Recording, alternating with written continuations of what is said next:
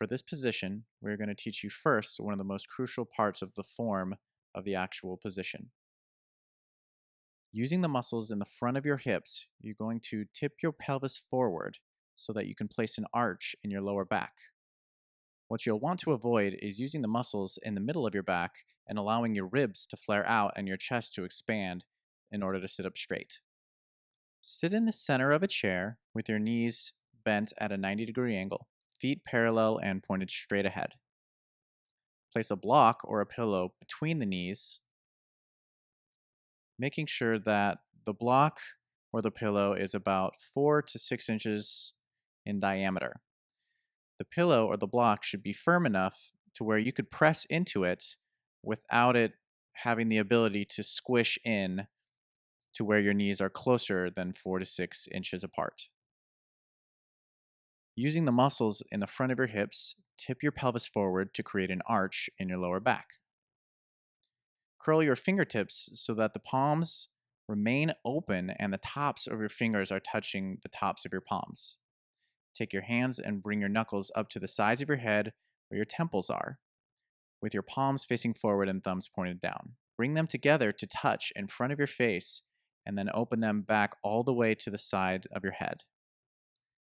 Some things to note. Try not to let your shoulders rise up towards your ears. You want to make sure that you'll keep your stomach muscles as relaxed as possible.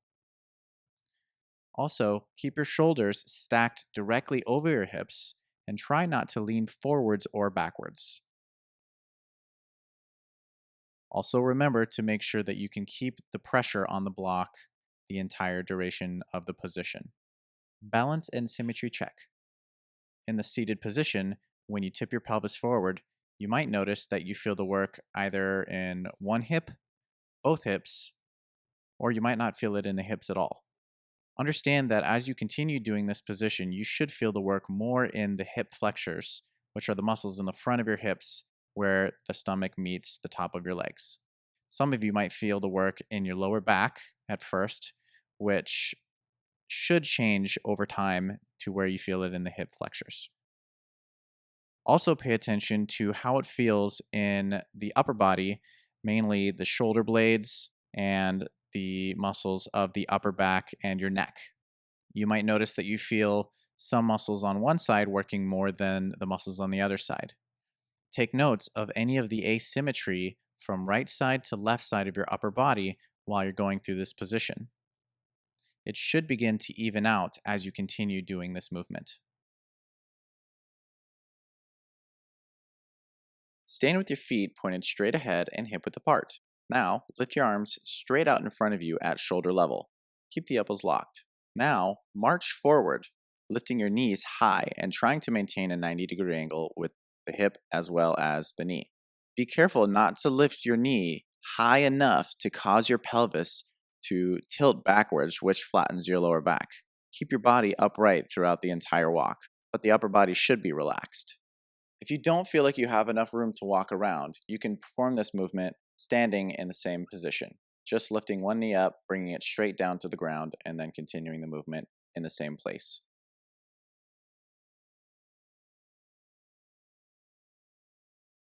Lie on your back with both of your legs stretched out and your arms resting beside your body. Your palms should be face down. Your feet should be flexed with your toes pointed towards the ceiling. Simultaneously, raise one arm and the opposite leg. Keep your arm locked and straight as you take it overhead and touch the back of your hand to the ground directly over your shoulder. Bend the opposite leg at the knee as you pull that knee up towards your chest. Then return your arm and your leg to the floor. Make sure that you only bring your arm as far as you can over your head where you do not have to apply any force at all whatsoever to get there. Also, make sure that your elbow doesn't bend as you're bringing it over your head. Try to keep the movement of the opposite arm and leg to be as simultaneous as possible. As you're bringing your leg towards your chest, make sure that towards the top, your knee maintains a 90-degree angle. As you're doing the movement, the opposite arm and leg that are not doing any movement should be completely relaxed and should stay relaxed until the moving arm and leg reach the floor completely. Balance and symmetry check. Pay attention to the differences from one side to the other as you're moving the opposite arm and legs. You might notice that one arm can get closer to the floor than the other. You might notice that one leg moves easier than the other. This, of course, should even out over time. Lie on your back with your knees bent and your feet flat on the floor, pointed straight ahead, parallel to each other. Put a block or a pillow between your knees. Make sure that the block or the pillow is between 4 to 6 inches in diameter, and that the block or the pillow is firm enough so that when you press in against it, it doesn't have the ability to actually squish in. Bring your arms out to your sides at a 45-degree angle from your body with your palms face up. Using about half of your strength, squeeze your knees inward into the block and then release, on and off. You should feel the work in the muscles on the insides of your legs as well as the hip flexors. Balance and symmetry check. Do you feel muscles working in one side of the body that are not working the same in the other side of the body? Do you feel like one leg is pushing into the block or the pillow firmer than the other leg? Or do you feel like the timing of how they press into the block is off? Either way, take notes and recognize that this should change and become more symmetrical from left to right as time goes on. Moderately squeeze and hold the block or the pillow throughout the entire duration of the position. Place your arms out to your sides at a 45-degree angle from your body with your palms face up. As you're squeezing and holding onto the block or the pillow, roll your feet back onto your heels by lifting the toes and the front of the foot off the floor. Then roll back onto the toes and the balls of the feet by lifting the heels off the floor. Remember to keep your stomach muscles completely relaxed as well as your upper body relaxed through this position. You're going to repeat the rocking motion back and forth from your heels to the balls of your feet and your toes for the recommended number of repetitions. Balance and symmetry check. Do you notice a difference between how one leg works compared to the other? You might notice differences in the muscles that are squeezing the block. You might notice a difference in how your ankles roll from one to the other. Does one ankle roll on the outside edge of the foot more than the inside? Is there a difference from one foot to the other? Pay attention, take notes, and recognize that this should change as your body becomes more symmetrical. Lie on your back with your knees bent and your feet about 2 to 2.5 feet apart. Make sure your feet point straight ahead the entire duration of this position. Your arms are out to your sides at a 45-degree angle from the body with your palms face up. You're going to allow your knees to drop to one side of your body slowly until they get towards the ground. As they're moving towards the ground, you'll notice the hip will want to move with them, and that's okay. Just make sure that the toes do not turn out as you're allowing the knees to drop down towards the ground. Keep them pointing straight. Once they get as close to the ground as they can go, bring them back up and you're going to move them to the other side. This action is similar to a windshield wipers. Make sure as you're going from side to side that your toes do not turn out and that they're pointing straight the entire time. Balance and symmetry check. Pay attention to the differences in the rotation from one hip to the other. Do you notice different muscles working? Do you notice that it's easier to go one direction than the other? Do you have restrictions in other parts of your body, such as your back, as you're rotating through the hips and the pelvis? Take notes and recognize that these are asymmetries that should balance and even out as time goes on. Lie on your back with your knees bent and your feet flat on the floor, hip width apart, parallel and pointed straight ahead. Place your arms out to your sides, in line with your shoulders and your palms face down. Cross the ankle of one leg over to the opposite knee. Once the ankle is on the knee, you're going to allow your hips to twist and fall towards the floor so that the knee and the bottom of the foot come in contact with the floor. If you can't get all the way to the floor, you can place something similar to a block or a pillow that will raise the floor up a little higher until your feet can rest on that. Keep your palms flat against the floor, and as you're rotating one direction, you're going to look in the opposite direction. Once your legs have hit the ground or the supported surface, you're going to press the knee outward away from you using the muscles on the outside of that hip. Hold this position. Make sure that you're breathing deeply through your stomach as you're holding this position.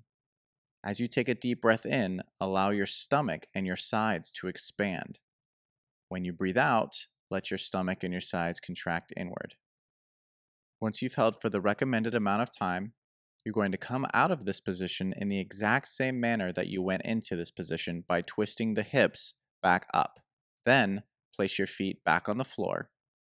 Make sure that you have reset yourself and your feet are hip-width apart again before you cross the opposite ankle over and do the other side. Balance and symmetry check. Do you notice a difference with how far one side goes compared to the other? Do you notice a difference in the muscles that are working in one leg versus the other when you're doing the actual pressing out of the knee? You might feel torque or tension in other parts of your body, such as your back, as you're going through the rotation. All these things are asymmetries and should even out over time. Start on your hands and your knees.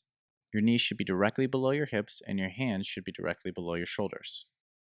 You're going to initiate the motion from your hips.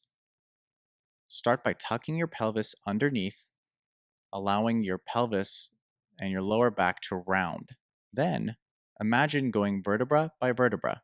You're going to start rounding every part of your back, from the lower back to the mid back to the upper back, and then allow the head to collapse down towards the floor. From here, you're going to start going into extension by tipping your pelvis forward using the muscles of the front of the hips. Now, the goal here is to try to keep the rest of the back and the head in flexion as you tip the pelvis forward by itself as much as it can go. When you realize it can't go any further, you're going to start arching the lower back, then the mid back, then the upper back. As you get to the upper back, you're going to allow the shoulder blades to collapse together, keeping your elbows as locked as possible. Once you've gotten to that point, then your head and neck are going to be looking up. You'll now be in full extension.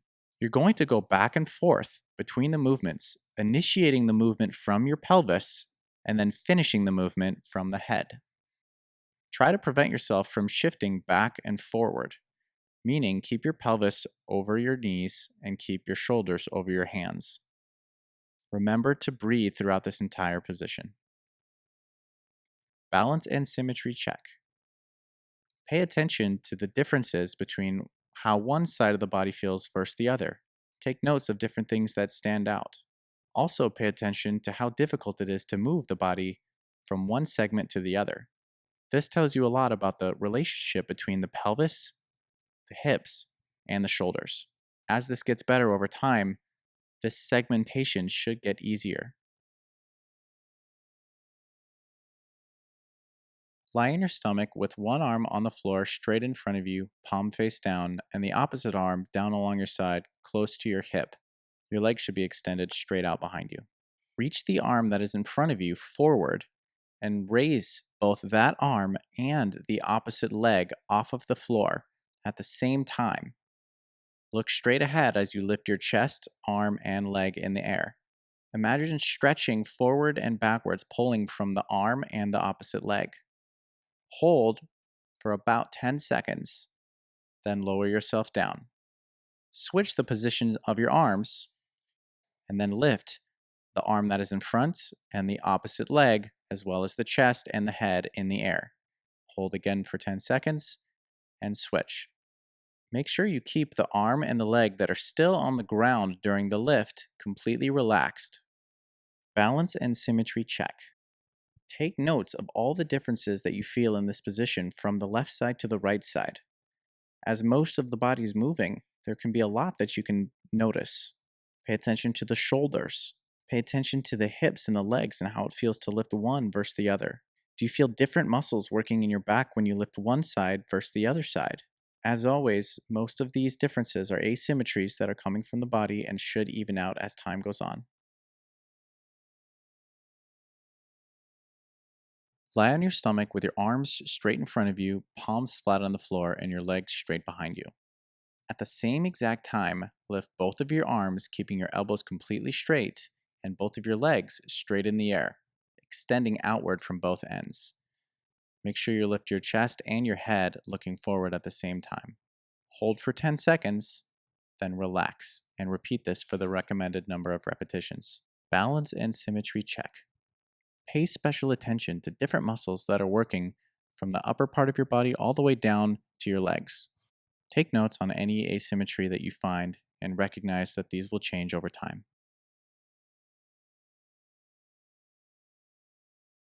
Stand with both feet pointing straight ahead, hip width apart, about 4 to 5 inches apart from each other. Hold on to something such as a pole or a rope attached to a door jamb that is about waist to chest height. Make sure that your body is aligned from the ankles, knees, hips, and shoulders straight up and down. With both feet pointed straight ahead, you're going to raise yourself up onto the balls of your feet until you can raise your heels as high as they can go, then lower them back down to the floor. Repeat this movement for 10 repetitions, making sure that you're rolling off the balls of the feet and the big toes, as opposed to the outside edges of the feet. After you've done 10 repetitions, you're going to turn your feet so that they point out and continue with 10 more repetitions. Make sure you're still rolling off the inside edge of the foot, rolling off the ball of the feet as well as the big toes. Go as high as you can go in each repetition and make sure that your hips, shoulders, knees, and ankles stay in alignment. After the second set, you're going to turn your toes in so they're pointed towards each other with the heels pointed out. You're going to do another 10 repetitions from here, rolling off the ball of the feet and the big toes. Keep your stomach muscles relaxed the entire duration of the exercise.